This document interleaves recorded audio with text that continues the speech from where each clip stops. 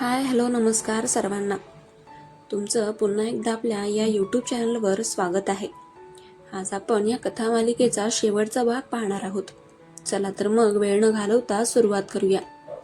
विश्रांतीगृहाच्या त्या छोट्याशा खोलीमध्ये मृत्यूने दस्तक दिली होती. बंदुकीच्या नळीसमोर उभा असलेला अर्जुन आणि भीतीने व्याकुळ झालेली ईशा. दोघांनाही वाटलं होतं की आज त्यांच्या प्रेमाचा शेवट होईल, पण तितक्यात सुलक्षणा देवीच्या आवाजाने आसमंत दुमदुमून गेला. सुलक्षणा देवी ज्यांच्या कोल्हापूरच्या मातीत एकटीने आपल्या मुलाला लहानाचं मोठं केलं होतं, ज्यांनी सदानंद कुलकर्णीचा अन्याय सहन केला होता, आज ते आपल्या लेकासाठी आणि सुनेसाठी वाघिणीसारख्या धावून आल्या होत्या. सुलक्षणा देवींच्या हातात असलेली ती जुनी तलवार पाहून गुंडांची पाचावर धारण बसली. सदानंदने पाठवले का तुम्हाला? जा आणि महाराज त्याला. जा आणि सांगा त्याला की ही सुलक्षणा अजून मेलेली नाही आणि जोपर्यंत मी जिवंत आहे तोपर्यंत माझ्या मुलाच्या केसालाही कोणी धक्का लावू शकणार नाही. त्यांच्या आवाजातील तो जरब पाहून गुंड क्षणभर थबकले. अर्जुनने हीच संधी साधली आणि त्याने समोरच्या गुंडाच्या हातातील बंदूक लाथेने उडवली. खोलीमध्ये पुन्हा एकदा थरार सुरू झाला. अर्जुन आणि आई दोघेही मिळून त्या गुंडांना धडा शिकवू लागले. ईशा एका कोपऱ्यात उभी राहून हे सगळं पाहत होती. तिने आजवर अर्जुनचा राग पाहिला होता, पण आपल्या सासूचा हा अवतार पाहून ती थक्क झाली होती. काही वेळातच गुंडांनी तिथून पळ काढला. सगळं शांत झाल्यावर सुलक्षणा देवींनी आपली तलवार खाली ठेवली. त्यांचे डोळे भरून आले होते. त्यांनी अर्जुनकडे पाहिलं, जो रक्ताने माखलेला होता. अर्जुन, माझ्या लेका. त्या धावत गेल्या आणि त्यांनी त्याला मिठी मारली. अर्जुननेही आपल्या आईच्या खांद्यावर डोकं ठेवलं. आई, तू इथे कशी? अर्जुनने विचारलं. मला ठाऊक होतं रे, सदानंद गप्प बसणार नाही. तुझ्या मित्राने मला सगळं सांगितलं आणि मी लगेच निघाले, सुलक्षणा देवी म्हणाल्या. मग त्यांची नजर कोपऱ्यात उभ्या असलेल्या ईशाकडे गेली. ईशा थरथरत होती. सुलक्षणा देवी तिच्या जवळ गेल्या. ईशाने भीतीने आपले डोळे घट्ट मिटून घेतले, पण तिला हाताचा एक मऊ स्पर्श जाणवला. सुलक्षणा देवींनी ईशाचा चेहरा आपल्या हातात घेतला. तूच ईशा ना, माझ्या अर्जुनची बायको? त्यांनी अत्यंत मायेने विचारलं. ईशाने डोळे उघडले आणि सुलक्षणा देवींच्या डोळ्यांमध्ये तिला आपलं हक्काचं घर दिसलं. ईशाने वाकून त्यांना पायांना स्पर्श केला.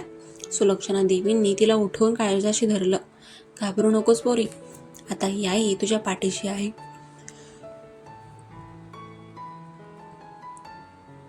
त्या सदानंदची काय लायकी की तो तुला माझ्याकडून हिरावून नेईल. रात्रीचा तो थरार संपला होता, पण प्रवास अजून बाकी होता. सुलक्षणा देवींनी आणलेल्या जीपमध्ये ते कोल्हापूरच्या दिशेने निघाले. अर्जुन बुलेट चालवत होता आणि ईशा सुलक्षणा देवींसोबत मागे जीपमध्ये बसली होती. वाटेत सुलक्षणा देवींनी ईशाला त्यांच्या आयुष्यातील जुन्या गोष्टी सांगितल्या. सदानंदने केलेला विश्वासघात, कोल्हापुरात काढलेले गरिबीचे दिवस आणि अर्जुनला मोठं करण्याची केलेली मेहनत. हे सगळं ऐकून ईशाच्या मनात अर्जुनबद्दलचा आदर अजूनच वाढला. पहाटेच्या सुमारास ते कोल्हापूरच्या वेशीवर पोहोचले. थंड हवा सुटली होती आणि लांबून अंबाबाईच्या देवळाचा कळस दिसत होता. अर्जुनने एका निर्जन पण सुरक्षित असलेल्या त्यांच्या जुन्या फार्म हाऊसवर गाडी थांबवली. ते फार्म हाऊस शहरापासून लांब आणि झाडाझुडपांमध्ये लपलेलं होतं. इथे आपण सुरक्षित आहोत, सुलक्षणा देवी म्हणाल्या. तुम्ही दोघं आत जा, मी जेवणाची सोय बघते. अर्जुन आणि ईशा आतल्या खोलीमध्ये गेले. ईशा अजूनही थोडी दडपणात होती. अर्जुनने दरवाजा लावला आणि तो तिच्या मागे उभा राहिला. त्याने आपले हात तिच्या कमरेभोवती गुंफले. ईशा दचकली, पण अर्जुनच्या स्पर्शाची ओळख तिला पटली. तिने मागे वळून त्याच्या गळ्यामध्ये हात टाकले. ईशा, आता आपण घरी आहोत, अर्जुनने तिच्या कपाळावर डोकं टेकवून म्हटलं. खोलीमध्ये एक वेगळीच ऊब होती. खिडकीतून येणारा सकाळचा कोवळा प्रकाश ईशाच्या चेहऱ्यावर पडत होता. अर्जुनने तिचे केस बाजूला सारले आणि तिच्या मानेवर आपले ओठ टेकवले. ईशाच्या मनात प्रेमाची एक नवीन लाट उसळली. तिने अर्जुनला स्वतःकडे ओढलं. अर्जुन, मला वाटलं नव्हतं की आपण इथपर्यंत पोहोचू, ती हळू आवाजात म्हणाली. मी तुला सांगितलं होतं ना, आपलं प्रेम या जगातील कोणत्याही सत्तेपेक्षा मोठं आहे. अर्जुनने तिला अलगद उचलून घेतलं आणि बेडवर ठेवलं. त्यांच्यातील अंतर आता पुन्हा एकदा पुसलं गेलं होतं. अर्जुनचा तो रांगडा रोमांस आणि ईशाची ती निरागस दाद त्या खोलीच्या चार भिंतींच्या आत एक सुंदर काव्य लिहिलं जात होतं. अर्जुनने तिचे ओठ आपल्या ओठांमध्ये घेतले. ते चुंबन अधिक खोल, अधिक उत्कट आणि अधिक आश्वासक होतं. ईशाने अर्जुनच्या पाठीवर आपल्या नखांनी प्रेमाच्या खुणा केल्या. तिची प्रत्येक हालचाल अर्जुनला वेड लावत होती. ईशा, तू माझ्या जगण्याचं कारण आहेस, अर्जुनने तिच्या श्वासामध्ये श्वास मिसळत म्हटलं. त्यांनी एकमेकांच्या मिठीत काही वेळ घालवला, पण बाहेर जगाचं चक्र थांबलेलं नव्हतं. सदानंद कुलकर्णी पुण्यात बसून संतापाने लाल झाला होता. त्याच्या मुंडांनी त्याला बातमी दिली होती की सुलक्षणा देवींनी मध्यस्थी करून त्यांना पळवून लावलं. सुलक्षणा, तू पुन्हा माझ्या वाटेला आलीस. आता तुला आणि तुझ्या मुलाला कोणीच वाचवू शकणार नाही, सदानंद ओरडला. त्यांनी ईशाच्या वडिलांना फोन लावला. विश्वास, तुझी मुलगी आता अर्जुनच्या ताब्यात नाही तर सुलक्षणाकडे आहे. आपल्याला कोल्हापूरला जावं लागेल आणि यावेळी बातचीत नाही तर फक्त गोळ्या बोलतील. ईशाचे वडील आता हतबल झाले होते, पण सदानंदाच्या दबावाखाली त्यांनीही होकार दिला. त्यांनी आपल्या खाजगी सुरक्षा रक्षकांना तयार केलं आणि कोल्हापूरच्या दिशेने ताफा निघाला.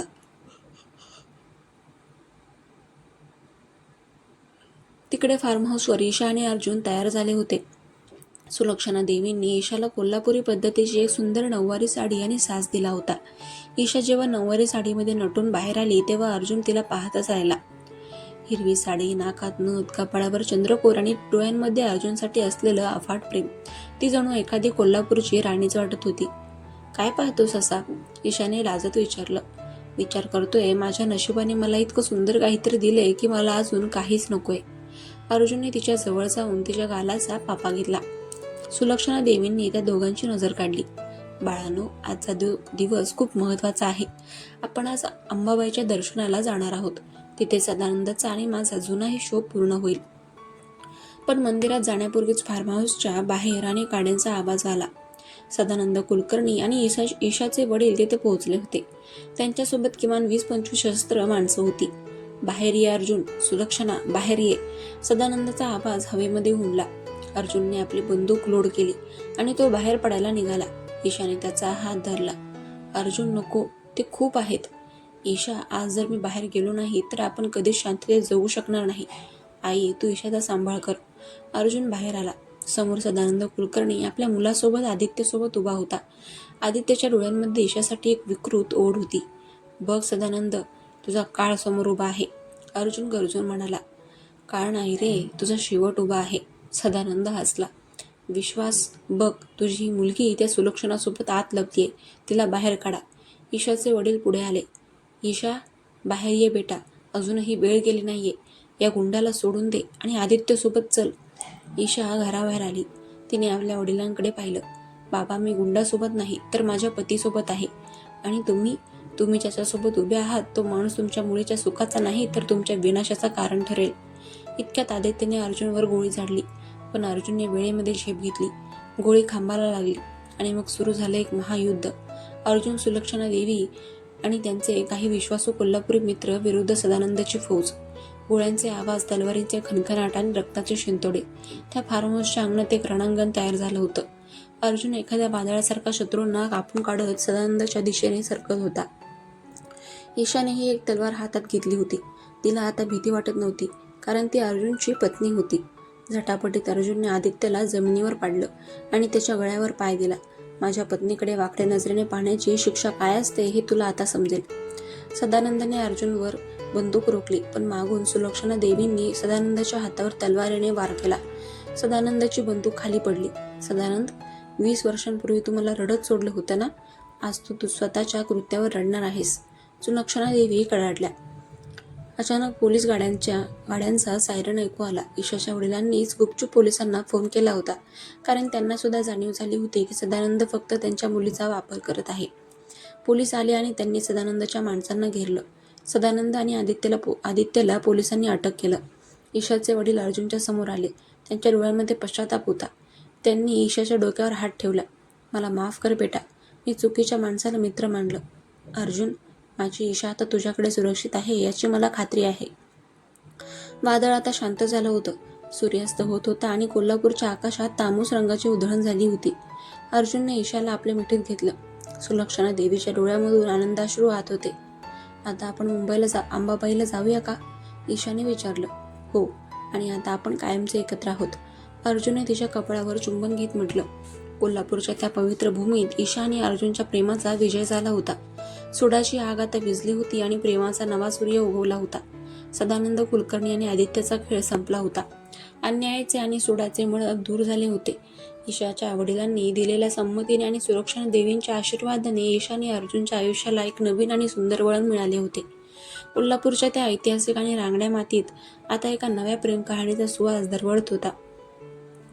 ईशा आता फक्त अर्जुनची प्रियसी नव्हती, तर ती या घराची लक्ष्मी, अर्जुनची हक्काची पत्नी आणि सुलक्षणा देवींची लाडकी सून बनली होती. फार्म हाऊसवरची ती रक्ताळलेली संध्याकाळ सरली होती आणि एक नवीन प्रसन्न सकाळ उगवली होती. कोल्हापूरच्या अंबाबाईचे दर्शन घेऊन आल्यानंतर ईशा आणि अर्जुनच्या नात्यात एक वेगळा शांतपणा आला होता. सुलक्षणा देवीने त्या दोघांनाही काही दिवस शहराच्या गजबजाटापासून लांब पन्हाळ्याच्या पायथ्याशी असलेल्या त्यांच्या जुन्या वाड्यात राहण्यासाठी पाठवले.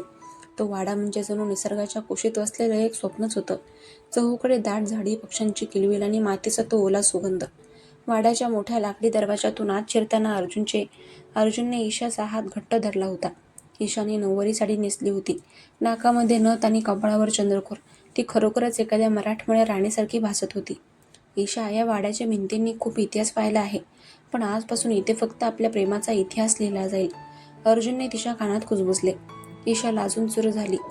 तिने वाड्यात प्रवेश केला. सुलक्षणा देवीने आधीच सगळी तयारी करून ठेवली होती. खोलीमध्ये फुलांचा सुवास दरवळत होता आणि चांदीच्या समईचा मंद प्रकाश वातावरणाला अधिकच रोमॅन्टिक बनवत होता. अर्जुनने दरवाजा आतून लावून घेतला. ईशा खिडकीपाशी जाऊन उभी राहिली. बाहेर चांदणं पडलं होतं आणि गार वारा सुटला होता. अर्जुन हळूच तिच्या मागे येऊन उभा राहिला. त्याने तिचे केस एका बाजूला सारले आणि तिच्या उघड्या पाठीवर आपल्या ओठांचा स्पर्श केला. ईशाच्या अंगावर शहाऱ्यांची लाट उसळली. तिने मागे वळून अर्जुनच्या डोळ्यांमध्ये पाहिलं. त्या डोळ्यात आज राग नव्हता, सूड नव्हता. होते ते फक्त आणि फक्त अथांग प्रेम. अर्जुन, अजूनही विश्वास बसत नाहीये की आपण हे सगळं पार करून आलो आहोत, ईशा म्हणाली. तिचा आवाज भावनेने भरून आला होता. अर्जुनने तिला अलगद उचलून घेतले आणि बेडवर नेऊन बसवले. तो तिच्या समोर गुडघ्यावर बसला आणि तिचे दोन्ही पाय आपल्या हातामध्ये घेतले. ईशा, आजवर मी फक्त लढायला शिकलो होतो, पण तू आल्यावर मला समजले की जिंकण्यापेक्षा कोणाचं तरी होणं जास्त महत्त्वाचं असतं. तू मला पूर्ण केलंस. त्याने तिच्या पायांच्या अंगठ्यावर एक प्रदीर्घ चुंबन घेतलं. ईशाच्या अंगात एक वेगळी चुरमी संचारली. तिने त्याला ओढून वर घेतलं आणि त्याला मिठी मारली. अर्जुनचे मजबूत हात तिच्या नाजूक शरीराला विळखा घालून बसले. त्या रात्री पन्हाळ्याच्या त्या वाड्यामध्ये प्रेमाचा एक नवा अध्याय सुरू झाला होता. अर्जुनने हळूच तिच्या साडीचा पदर बाजूला झाडला. चंद्राच्या प्रकाशात ईशाचं सौंदर्य एखाद्या दैवी प्रतिमेसारखं चमकत होतं. अर्जुनने तिच्या गळ्यावर, तिच्या खांद्यावर आणि तिच्या प्रत्येक श्वासावर आपल्या प्रेमाची मोहर उमटवली. ईशानेही तितक्याच उत्कटतेने प्रतिसाद दिला. तिचे हात अर्जुनच्या केसांमधून फिरत होते, जणू ती त्याच्या मनातील उरली सुरली जखम आपल्या स्पर्शाने भरून काढत होती. ईशा, तू फक्त माझी आहेस, फक्त माझी. अर्जुनच्या या शब्दांनी त्या रात्रीची शांतता भंग केली, पण ईशाच्या मनाला एक वेगळी तृप्ती दिली. दुसऱ्या दिवशी सकाळी ईशाला जाग आली तेव्हा अर्जुन तिच्याकडेच एकटक पाहत होता. सूर्याची पहिली किरणे खिडकीतून आत येऊन तिच्या चेहऱ्यावर पडत होती. अर्जुनने तिच्या ओठांवर एक छोटंसं चुंबन घेतलं. गुड मॉर्निंग सौ ईशा अर्जुन कुलकर्णी, तो हसून म्हणाला. ईशाने लाजून आपलं तोंड उशीमध्ये लपवलं. अर्जुन, उठ ना. आईना काय वाटेल? आई इथे नाहीच आहे, त्या शहरात गेल्या आहेत. आजचा पूर्ण दिवस फक्त आणि फक्त तुझा आणि माझा आहे. अर्जुनने तिला पुन्हा एकदा मिठीत ओढलं. त्या दिवशी त्यांनी वाड्याच्या आसपासच्या निसर्गात खूप वेळ घालवला. अर्जुनने तिला कोल्हापुरी पद्धतीचे जेवण बनवून दिले. ईशा थक्क झाली की एक इतका मोठा आर्किटेक्ट आणि योद्धा इतकं छान जेवण कसं बनवू शकतो. त्यांनी हाताने एकमेकांना घास भरवले. जेवताना झालेल्या त्या छोट्या छोट्या स्पर्शांनी आणि चोरट्या नजरांनी वातावरणात पुन्हा एकदा रोमांस भरला. दुपारी ऊन वाढल्यावर ते वाड्याच्या आतल्या थंडगार खोलीमध्ये बसले. अर्जुनने आपली गिटार काढली. ईशाला माहीत नव्हतं की अर्जुनला गिटार सुद्धा वाजवता येते. त्याने एक सुंदर रोमॅन्टिक गाणं गायला सुरुवात केली. त्याचा तो खोल आवाज आणि गिटारच्या तारांची ती छेड. ईशा मंत्रमुग्ध होऊन पाहत राहिली. गाणं संपल्यावर अर्जुनने गिटार बाजूला ठेवली आणि ईशाचा हात धरून तिला नाचायला लावलं. त्या जुन्या वाड्यात जुन्या काळातील गाण्यावर ते दोघं एकमेकांच्या डोळ्यात पाहून नाचत होते. ईशाचा पाय घसरला आणि ती अर्जुनच्या मिठीत पडली. अर्जुनने तिला धरलं आणि तिचे केस सावरले. ईशा, आम्हाला तुला एक गोष्ट द्यायची आहे, अर्जुन म्हणाला. त्याने खिशातून एक मखमली डबी काढली. त्यामध्ये एक जुना पण अत्यंत कोल्हापुरी सुंदर साज होता. हा माझ्या आईचा साज आहे. तिने सांगितलं होतं की जेव्हा अर्जुनला त्याची स्वप्नसुंदरी मिळेल तेव्हा तिला हा दागिना द्यायला. आज हे तुझ्यासाठीच बनलंय असं वाटतंय. अर्जुनने तो साज तिच्या गळ्यामध्ये घातला. ईशाच्या डोळ्यांमध्ये पाणी आलं. हा फक्त दागिना नव्हता, तर त्या कुटुंबाने तिच्यावर टाकलेला विश्वास होता. तिने आरशात स्वतःला पाहिलं. तो साज तिच्या गळ्यामध्ये अधिकच उठून दिसत होता. संध्याकाळ झाली आणि पुन्हा एकदा पावसाने हजेरी लावली. कोल्हापूरचा पाऊस आणि त्यात पन्हाळ्याचा घाट. वातावरण खूपच मादक झालं होतं. अर्जुनने वाड्याच्या गच्चीवर 2 खुर्च्या टाकल्या. ते तिथे बसून पाऊस पाहत होते. अर्जुन, पुढे काय? ईशाने विचारलं. पुढे पुढे आपलं एक छोटंसं जग असेल. पुण्यात माझं ऑफिस आहेच, पण मला वाटतं आपण कोल्हापुरातही एक शाखा सुरू करावी. आणि सर्वात महत्त्वाचं म्हणजे मला तुझ्यासोबत जगाच्या कानाकोपऱ्यात फिरायचं आहे, अर्जुनने स्वप्नाळू नजरेने सांगितलं. ईशाने त्याचं डोकं आपल्या खांद्यावर घेतलं. मला फक्त तू सोबत हवा आहेस. मग आपण कुठेही असू, ते माझं घर असेल. रात्री पुन्हा एकदा त्या वाड्यात प्रेमाची बरसात झाली. पाऊस बाहेर कोसळत होता आणि आत 2 जीवांची प्रेमाची ऊब वाढत होती. अर्जुनने ईशाला आपल्या मिठीत इतकं घट्ट धरलं होतं की तिला जगाचा विसर पडला होता. तिच्या अंगाचा प्रत्येक अणू अर्जुनच्या नावाचा जप करत होता. तिचे हुंदके, तिचे लाजळू हसू आणि अर्जुनचा तो रांगडा रोमांस, हे सगळं मिळून एक पूर्णत्वाकडे नेणारी अनुभूती होती. दुसऱ्या दिवशी ते सुलक्षणा देवींच्या मुख्य घरी परतले. घराबाहेर सनईचे सूर वाजत होते. सुलक्षणा देवींनी त्यांचं जंगी स्वागत केलं. गावातील लोकही अर्जुनच्या लग्नामुळे खुश होते. सर्वांना माहीत होतं की अर्जुनने खूप संघर्ष करून हे प्रेम मिळवलं आहे. जेवणाच्या पंक्ती बसल्या होत्या. ईशाने स्वतः सर्वांना आग्रह करून वाढलं. तिचं हे रूप पाहून सुलक्षणा देवींना खूप अभिमान वाटला. माझी सून खरोखरच सोन्यासारखी आहे, त्या म्हणाल्या. रात्री जेव्हा सगळे पाहुणे गेले तेव्हा अर्जुन आणि ईशा त्यांच्या खोलीच्या गच्चीवर उभे होते. आकाशात तारे चमकत होते. ईशा, आज मला खूप शांत वाटते. जणू माझ्या आयुष्यातील सगळी वादळं शमली आहेत, अर्जुन म्हणाला. आणि या शांततेतच आपल्या नव्या आयुष्याची सुरुवात होणार आहे अर्जुन. आपलं प्रेम आता कोणापासून लपवून ठेवायची गरज नाही, ईशाने त्याच्या हातावर हात ठेवत म्हटलं. अचानक अर्जुनने तिला उचलून घेतलं. काय करतोयस? ईशा दचकून म्हणाली. आपल्या प्रीतीचा गाज आता संपूर्ण कोल्हापूरला ऐकू जाणार आहे, अर्जुन हसून म्हणाला आणि त्याने तिला खोलीत नेलं. त्यांच्या सुखी संसाराची ही फक्त सुरुवात होती. सदानंद कुलकर्णींचा काळा अध्याय संपला होता आणि आता ईशा अर्जुनच्या प्रेमाचा सुवर्ण काळ सुरू झाला होता. त्यांच्या आयुष्यात आता फक्त सुख, समृद्धी आणि एकमेकांवरील आघात प्रेम असणार होतं. तर मित्रांनो, आपली ही कथामालिका आज संपली. तुम्हाला ही पूर्ण कथामालिका आवडली का नाही तर कमेंट करून नक्की सांगा. आणि आपल्या चॅनलला सबस्क्राईब करायला विसरू नका. भेटूया अशाच नवीन कथेसह. तोपर्यंत बघत राहा आपलं हे चॅनल. चलो बाय. हर हर महादेव.